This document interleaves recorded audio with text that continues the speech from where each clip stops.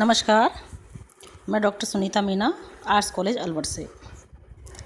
आज जो अपना टॉपिक है वो मूल अधिकार बीए पार्ट द्वितीय का द्वितीय प्रश्न पत्र, जिसमें अपना टॉपिक मूल अधिकार चल रहा था, जिसमें हम समानता का अधिकार, स्वतंत्रता का अधिकार और शोषण के विरुद्ध अधिकार को क्लियर कर चुके हैं।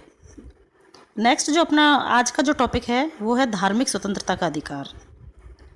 देखिए, धार्मिक स्वतंत्रता के अधिकार से पहले हमें थोड़ा सा इसके बैकग्राउंड में जाना या इसके रीज़न पे जाना मैं आवश्यक समझती हूँ। देखिए, भारत में धर्मनिरपेक्षता को अपनाया है, जैसा कि हमने प्रस्तावना में भी इस बात को पढ़ा था और भारतीय संविधान की विशेषताओं में भी ये बात में आई थी कि भारत एक धर्मनिरपेक्ष राज्य है। धर्मनिरपेक्षता का तात्पर्य है कि राज्य का अपना कोई धर्म नहीं होगा, अर्थात राज्य का निर्माण धर्म के आधार पर नहीं होगा और ना ही धर्म के आधार पर राज्य किसी भी नागरिक के साथ कोई भेदभाव करेगा। अब इसका कारण क्या था? तो इसके कारण में हम मूलतः ये लेते हैं कि चूंकि भारत में किसी एक धर्म या संप्रदाय या जाति के लोग तो है नहीं। भारत बहुभाषी, बहुधार्मिक, बहुसांस्कृतिक और बहुधर्मीय देश है। यहाँ पर अनेकों धर्मों के लोग रहते हैं, अनेक संस्कृतियों के लोग रहते हैं, अनेक जाति के लोग रहते हैं, अनेक समुदाय के लोग रहते हैं। तो ऐसे समय में भारत को किसी एक धर्म के आधार पर भारत का निर्माण करना संभव नहीं था, चूँकि सभी धर्मों का समान आदर बना रहे, समान सम्मान बना रहे और धर्म के आधार पर किसी भी नागरिक के साथ कोई भेदभाव ना हो। इसी बात को ध्यान में रखते हुए हमारे संविधान वेत्ताओं ने भारत को एक धर्मनिरपेक्ष या शब्द आता है पंथ निरपेक्ष राज्य घोषित किया था, ताकि धर्म के आधार पर किसी भी नागरिक के साथ कोई भेदभाव ना किया जा सके।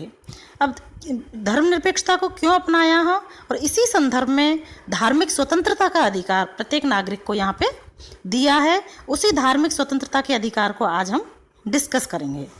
देखिए, धार्मिक स्वतंत्रता के अधिकार आर्टिकल 25 से 28 तक दिया है भारतीय संविधान में, जिसमें पहला अपन ले सकते हैं इसको। पहला आर्टिकल 25 जो है वो कहता है कि प्रत्येक व्यक्ति को अंतःकरण की, धर्म के अबाध रूप से मानने की, आचरण करने की और प्रचार करने की स्वतंत्रता मिलेगी। अर्थात अनुच्छेद 25 सभी व्यक्तियों को अंतःकरण की स्वतंत्रता का, धर्म के अबाध रूप से मानने की स्वतंत्रता का, आचरण करने की स्वतंत्रता का और अपने धर्म का प्रचार करने का समान हक प्रदान करता है।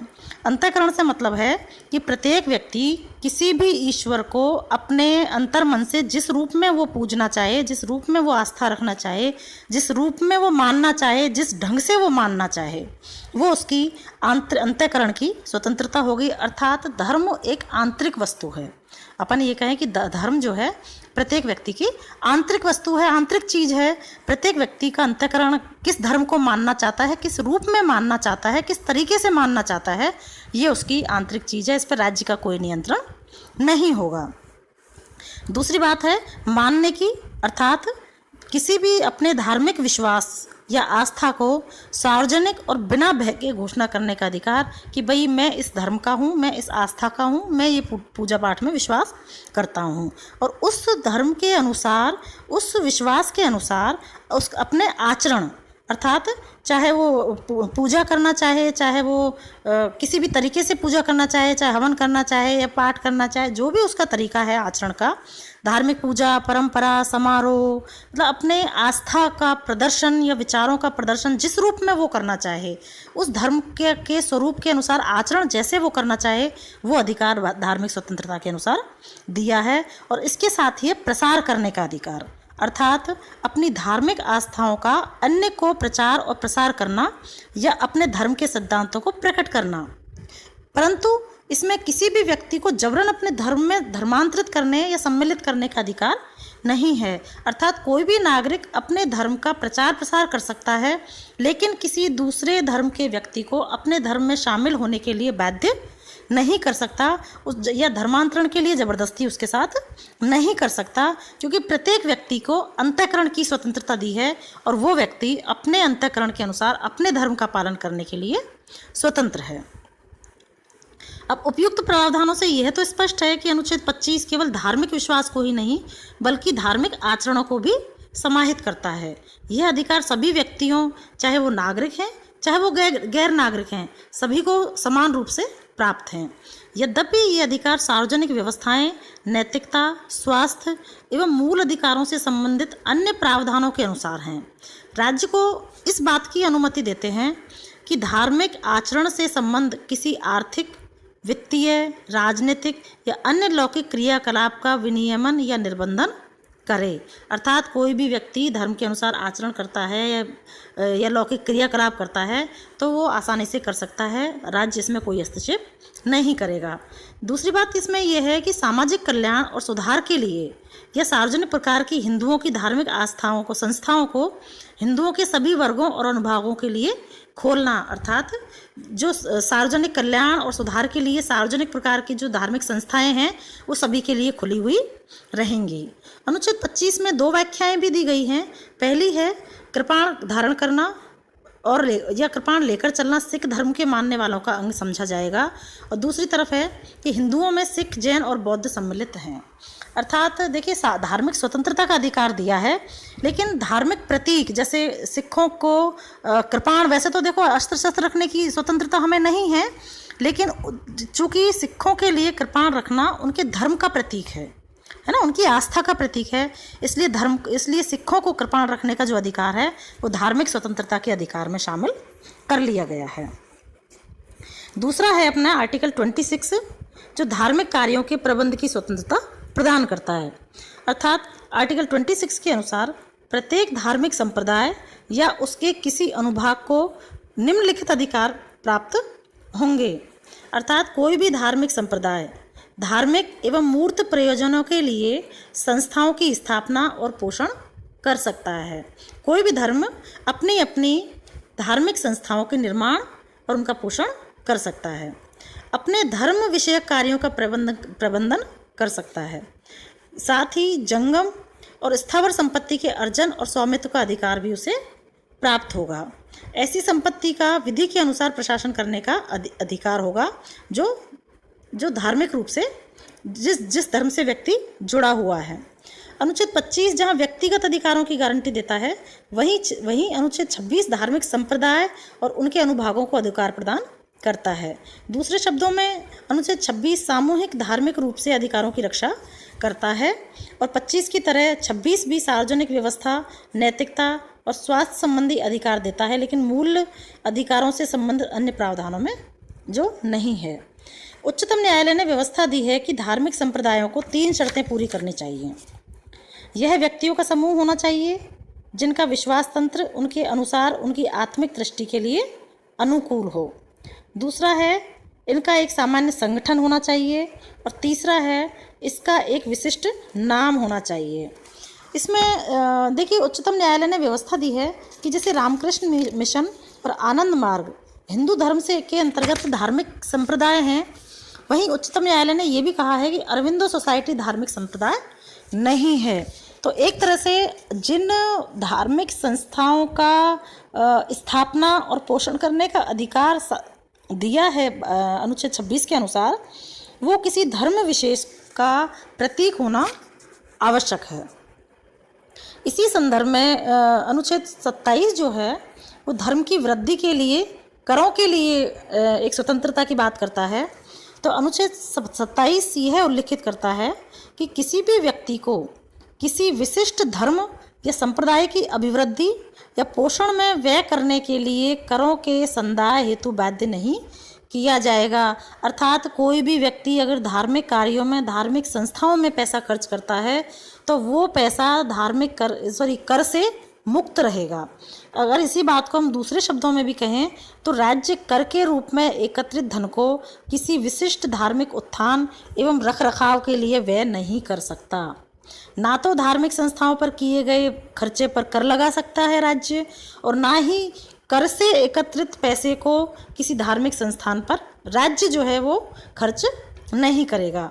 यह व्यवस्था राज्य को किसी धर्म का दूसरे के मुकाबले पक्ष लेने से रोकता है। अब जैसे हम पहले ही क्लियर कर चुके हैं कि भारत एक धर्मनिरपेक्ष राज्य है, तो वो किसी भी धर्म, अब किस धर्म पे करेगा, व्यय भी अगर करना होगा तो किस धर्म पे करेगा, तो इसलिए वो किसी भी धर्म पे व्यय नहीं कर सकता, क्योंकि फिर उसके आधार पर धार्मिक भेदभाव लागू होता है। तो इसका अर्थ ये हुआ कि करों का प्रयोग सभी धर्मों के रखरखाव एवं उन्नति के लिए किया जा सकता है। यह व्यवस्था केवल कर की उगाही पर रोक लगाती है, न कि शुल्क पर। ऐसा इसलिए है क्योंकि शुल्क लगाने का उद्देश्य धार्मिक संस्थाओं पर धर्मनिरपेक्ष प्रशासन के पक्ष में नियंत्रण लगाना है। इस तरह तीर्थयात्रियों से शुल्क की उगाही की जा सकती है ताकि उन्हें कुछ विशेष सुविधाएं एवं सुरक्षा मुहैया कराई जा सकें। इसी तरह धार्मिक कार्यकलापों और उनके खर्च के नियमितीकरण पर भी शुल्क लगाया जा सकता है। शुल्क लगाया जा सकता है लेकिन कर नहीं लगाया जा सकता। ये बात शायद हम क्लियर हो गई होगी। तीसरा, इसमें चौथी अगर हम बात करें, जो आर्टिकल 28 है, वो राजकीय शिक्षण संस्थाओं में धार्मिक शिक्षा को निषिद्ध करता है। अर्थात धार्मिक शिक्षा किसी भी राजकीय संस्थान में नहीं दी जा सकती। अनुच्छेद 28 के अंतर्गत राज्य निधि से पूर्णतः पोषित किसी शिक्षा संस्था में कोई भी धार्मिक शिक्षा नहीं दी जाएगी। हालांकि यह व्यवस्था उन संस्थाओं में लागू नहीं होती जिनका प्रशासन तो राज्य कर रहा हो, लेकिन उनकी स्थापना किसी विन्यास या न्यास के अधीन हुई हो। राज्य से मान्यता प्राप्त या राज्य निधि से सहायता पाने के लिए शिक्षा संस्था में उपस्थित होने वाले किसी व्यक्ति को ऐसी संस्था में दी जाने वाली धार्मिक शिक्षा या उपागम में भाग लेने के लिए उसकी अपनी सहमति के बिना बाध्य नहीं किया जाएगा। अवयस्क के मामले में उसके संरक्षक की सहमति आवश्यक होगी। अर्थात राज्य जो है किसी धर्म विशेष के लिए कोई व्यवस्था नहीं करेगा और ना ही किसी राज्य द्वारा पोषित कोई राज्य द्वारा पोषित कोई शैक्षणिक जो संस्था है उसमें धर्म की शिक्षा नहीं दी जाएगी। इस तरह अनुच्छेद 28 में 4 प्रकार की शैक्षणिक संस्थाओं में विभेद करता है। ऐसे संस्थान जिनका पूरी रखरखाव राज्य करता है, उसमें किसी प्रकार की धार्मिक शिक्षा नहीं दी जाएगी। ऐसे संस्थान जिनका प्रशासन राज्य करता है लेकिन उनकी स्थापना किसी विन्यास या न्यास के तहत हो। राज्य द्वारा मान्यता प्राप्त संस्थान, ऐसे संस्थान जो राज्य द्वारा वित्त सहायता से प्राप्त कर रहे हों। तो इस प्रावधान में धार्मिक निर्देश पूरी तरह से प्रतिबंधित हैं, जबकि सेकंड में धार्मिक शिक्षा की अनुमति है। अर्थात राज्य, देखिए, कहीं ना कहीं धार्मिक स्वतंत्रता का अधिकार, जैसा कि हमने पहले क्लियर किया है ना कि पंथ निरपेक्षता और धार्मिक स्वतंत्रता के अधिकार को अगर हम साथ में पढ़ते हैं या मिला के पढ़ते हैं तो कहीं एक ना एक दूसरे से जुड़े हुए हैं या एक दूसरे के पूरक हैं। चूँकि राज्य का अपना कोई धर्म नहीं है, राज्य सभी धर्मों का समान आदर करेगा, राज्य सभी धर्मों के नागरिकों के साथ कोई भेदभाव नहीं करेगा, सभी नागरिकों को समान अधिकार प्राप्त होंगे।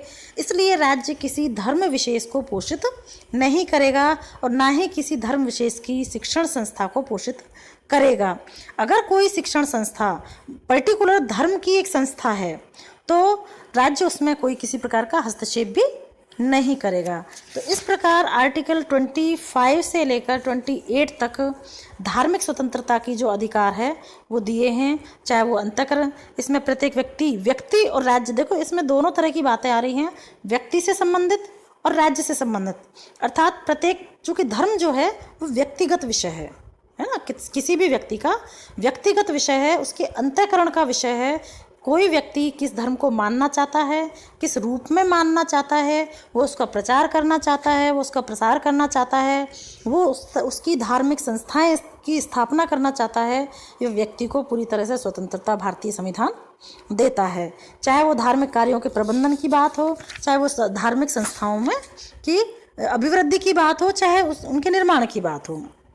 लेकिन व्यक्ति के जहाँ धर्म, जैसा कि हम अभी क्लियर किया है कि जहाँ धर्म व्यक्ति के अंतःकरण की बात है, व्यक्ति की व्यक्तिगत बात है, उस व्यक्तिगत और अंतःकरण के विषय में राज्य किसी प्रकार का ना तो भेदभाव करेगा, ना हस्तक्षेप करेगा और ना किसी धर्म विशेष के प्रति कोई सहयोग करेगा।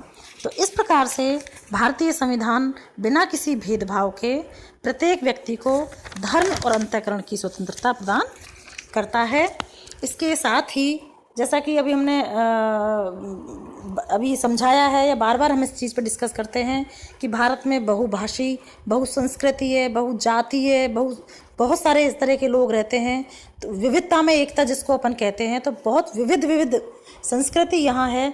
धार्मिक स्वतंत्रता के साथ साथ संस्कृति और शिक्षा के जो संरक्षण का जो अधिकार है भारतीय संविधान में, प्रत्येक वर्ग और समुदाय और जाति को वो भी प्रदान किया गया है, जिसको कि हम अगले वीडियो में डिस्कस करेंगे।